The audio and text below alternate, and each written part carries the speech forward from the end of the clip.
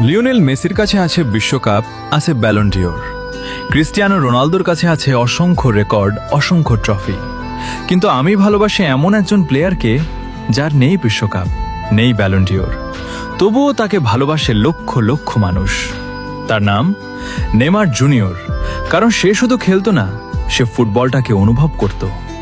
তার ড্রিবলিং, তার স্কিল মানুষকে হাসাতো আবার কাঁদাতো।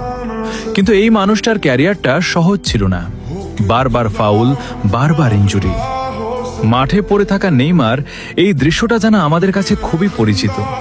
হয়তো যদি এত ইনজুরি না হতো, যদি এত ফাউল না খেত, তাহলে আজ তার কাছেও থাকতো বিশ্বকাপ, থাকতো ব্যালন ডিওর। কিন্তু জানো, নেইমার ট্রফি দিয়ে না, নেইমার মানুষের ভালোবাসা দিয়ে জিতেছে। যেদিন সে বিদায় নেবে, সেদিন ফুটবল হারাবে তার সবচেয়ে সুন্দর হাসিটা।